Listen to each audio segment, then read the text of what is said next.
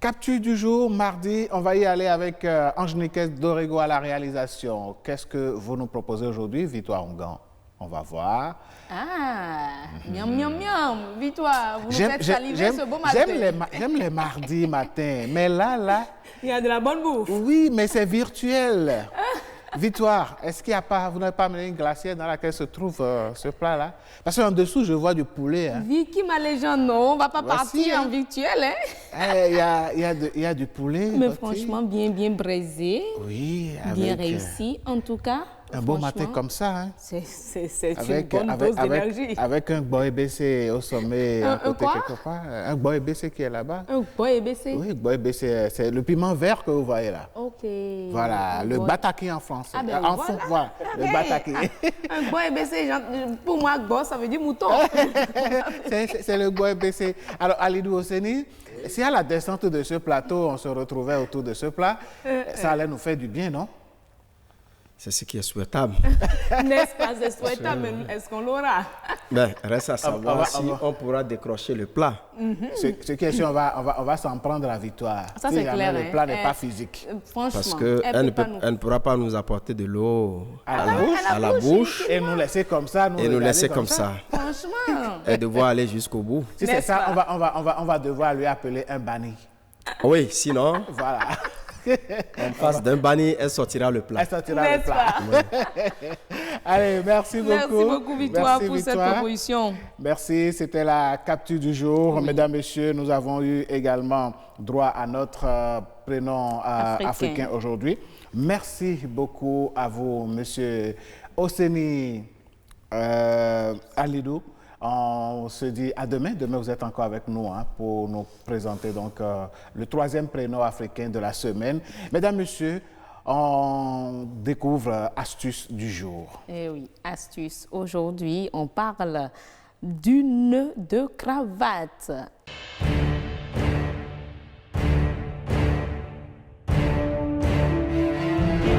Heureuse d'Anodé, nous sommes aujourd'hui mardi. Et mardi, vous nous donnez des astuces. Eh oui, mardi, astuces.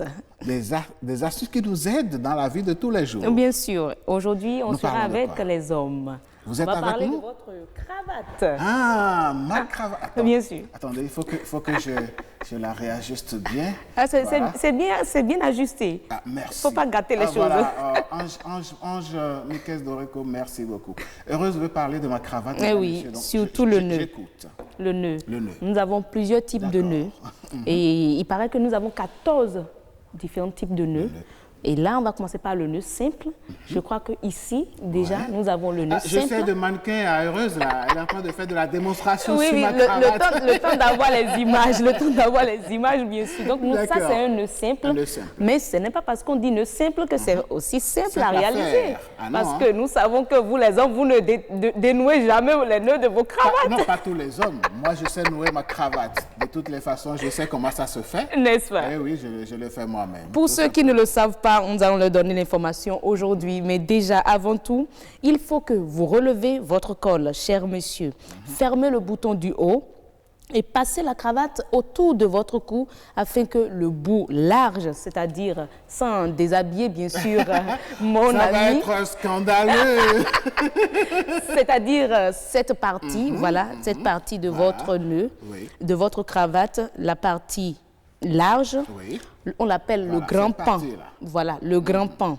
Viennent se situer environ 15 cm du bas que le petit pan est à votre droite. Et la cravate sera placée à l'endroit avec les coutures non visibles au niveau du col, les coutures non visibles. Vous utiliserez votre main droite pour maintenir le nœud en place pendant que vous ferez les mouvements avec la main gauche. Alors, comment faire les mouvements?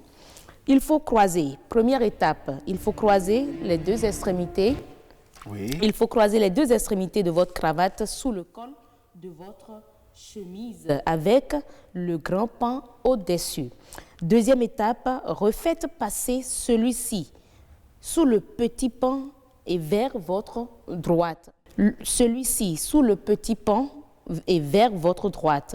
Maintenant, repassez le grand pan sur le nœud vers votre gauche, ce qui se fait actuellement. Et en quatrième étape, faites passer le grand pan vers le haut, entre votre col et le croisement des deux pans de la cravate. Gardez votre index sur le nœud pour le maintenir en place. Voilà. Faites ensuite maintenant descendre le grand pan à l'intérieur du nœud le long de votre doigt.